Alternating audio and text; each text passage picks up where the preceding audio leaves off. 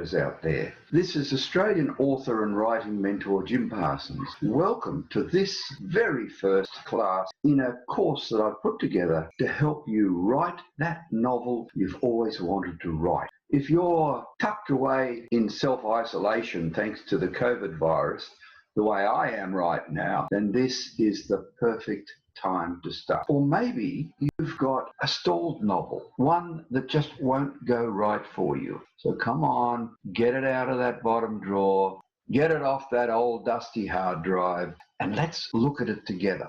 I'm pretty certain that somewhere in these lessons, you're going to discover the glitch that is holding your novel up. So right now, let me take you through the course content. This is what you get if coronavirus or old age don't get me first. As you can see, I've divided the course up into two parts, and part one is the planning and structure of your novel. The actual writing of the novel is much like the tip of the iceberg. This is what's under the surface. So much thought has to go into it before you write. So many decisions that need to be made before you put pen to paper or fingers to the keyboard. So in part one, planning and structuring, we'll go through plot structure, for example, and be aware that this is not just 5 topics. For example, in plot structure alone, there will be, I think, 8 different lessons on plot structure. I have to go through various things like the inciting incident and the plot arc and the climax. And the same thing with the narrative voice. We'll be looking at giving you all the information you need for you to choose the best narrative voice for your novel. Part 2, we finally get to the writing process itself, and there we'll look at the theme that you're going to have running through your novel. We'll look at the tone you set for your reader. We'll look at dialogue. There'll be quite a few lessons on dialogue, probably 4 or 5. Show, don't tell. Oh, there's that wonderful bugbear for novice writers. Have you been told show, don't tell, and not been quite sure what it means? Okay. And of course, we'll also be going right through the process to doing drafts and revision. I've got some other bits and pieces that we'll have to slot in here and there in all those other topics.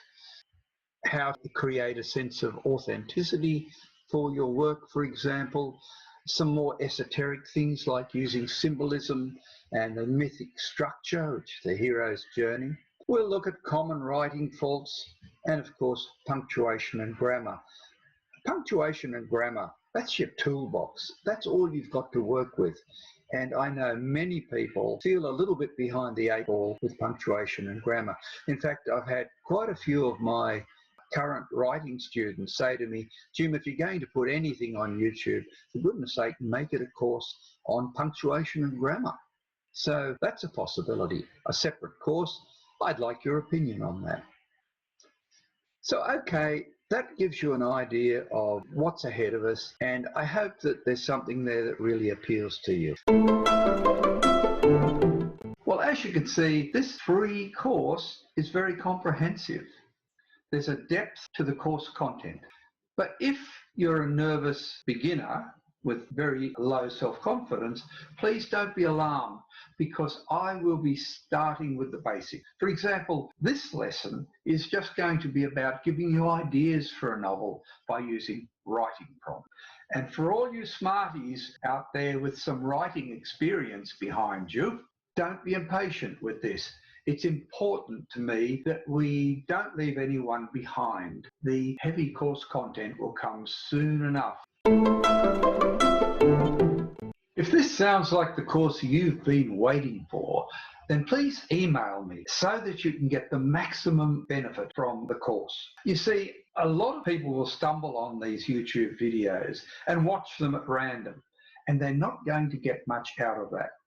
It is a course, and you need to follow the lessons week by week and do all of the exercises for maximum benefit. So email me. When I have a group of dedicated students, I can bulk email you all to tell you each time a new lesson has gone up on YouTube. I can send you supplementary material and hard copies of the exercises.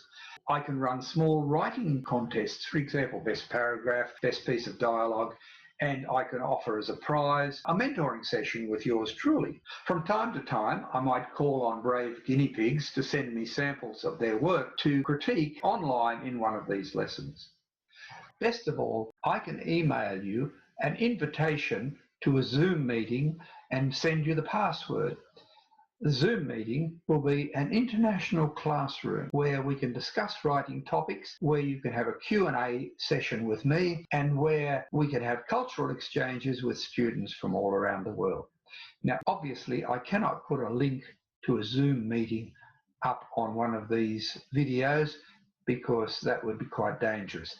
It needs to be email-based and send you a link and a password. So, okay, here is my email address. Well, there it is, writingcourse@hotmail.com, hyphen in the middle, writing-course@hotmail.com. And please, when you email me, put a subject line, "Hi Jim," because so many of my work emails end up in junk mail and it's very difficult to find them. And please be assured of one thing. You will not receive any advertisements or junk mail or anything from a third party. I will not misuse the privilege of having your email address. So do write to me. Tell me about yourself, where you live, what writing projects you're working on, what writing problems bother you, and also tell me if you'd really appreciate a special YouTube course just on punctuation and grammar alone. Well, this first lesson and its associated exercises are all to do with helping you find ideas for a novel. It can also be helpful if you're partway through a novel and you're experiencing writer's block. I'm going to combine two different ideas today. The first one is used by many writers, and that is combining a collection of objects to get a story.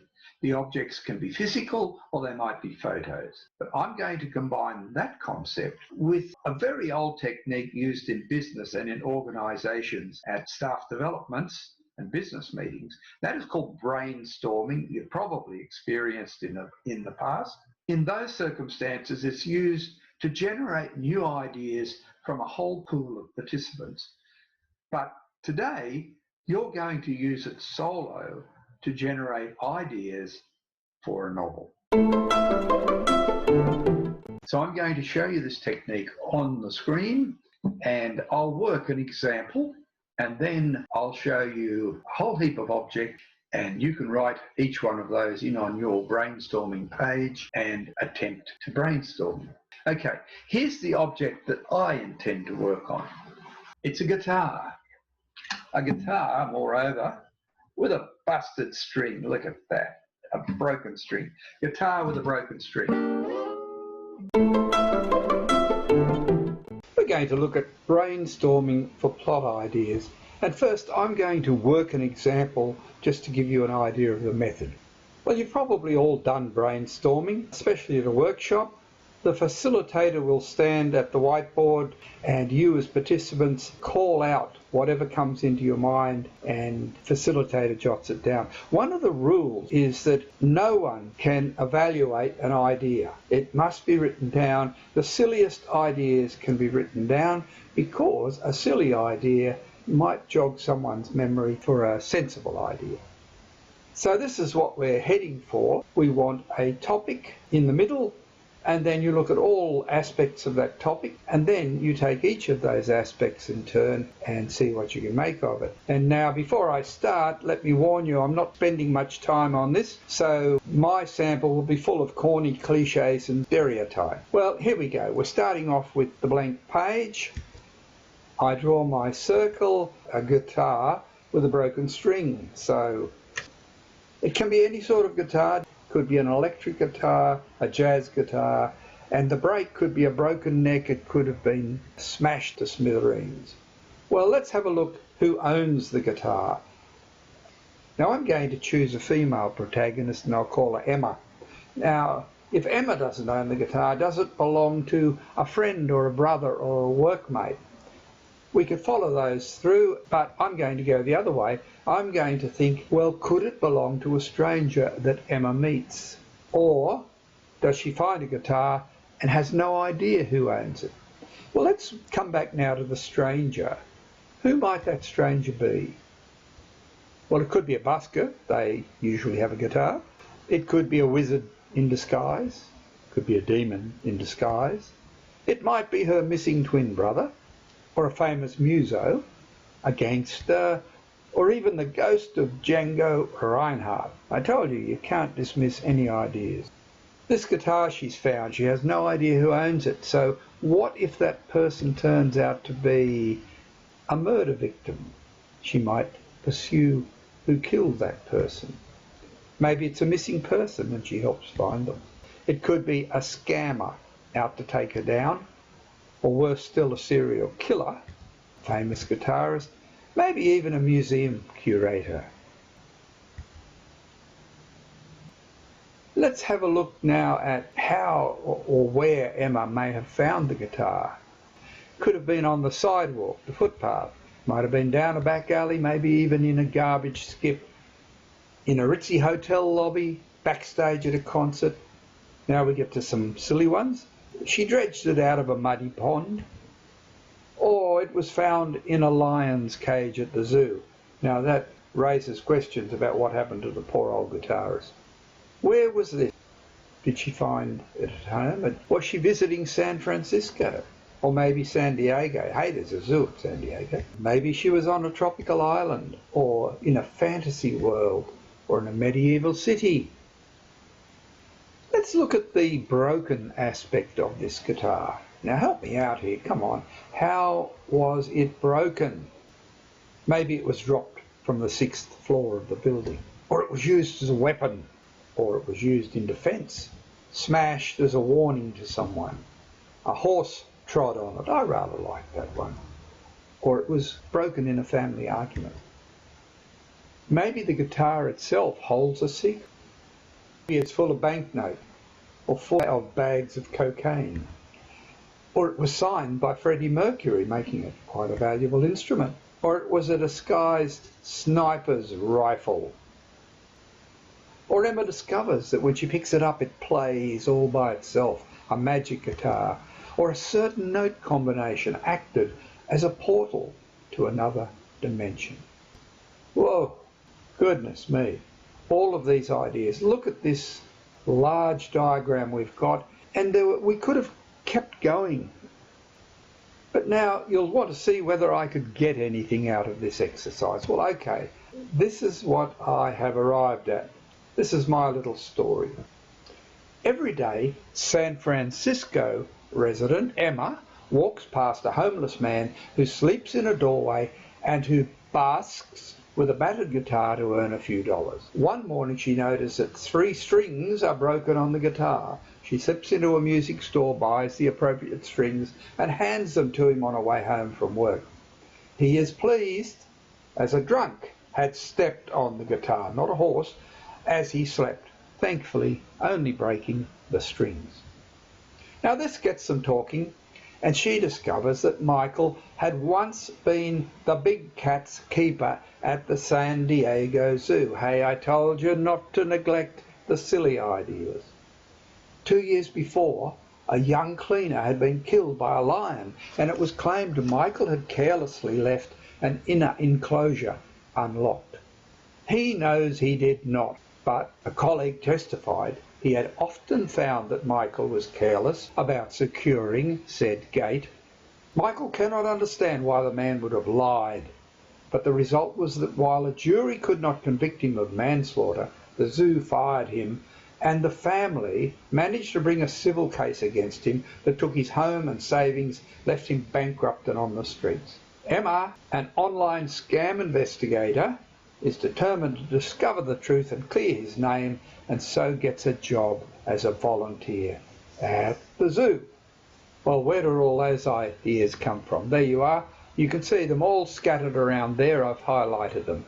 And of course, you now can take that further as a murder mystery, and you're welcome to do it. Well, I warned you, it's your turn. This is exercise 1, and it's all about brainstorming for plot ideas. Try and have some fun with it, okay? Draw up a few sheets of paper with a circle on it, and I'm going to show you a number of very different objects. I want you to write the name of that object in the centre. Then later on, you do that brainstorming exercise and see what you come up with. Okay? If you email me, you might even like to send the results of your efforts to me. Here's the first item. It's a statuette of the Chinese god of happiness, Fuqing. Next item, crystal goblet. Next item, item 3. I don't know whether you can see very well. It's a dish of armour. Item 4, traditional Greek worry beads. You'll see Greek men sitting in cafes and on the street twiddling these things in their hands. Worry beads. Item 5, English breakfast tea can with the London Underground marked all over it. And the last item, this strange little rough-hewn statue of a lovely old couple dancing.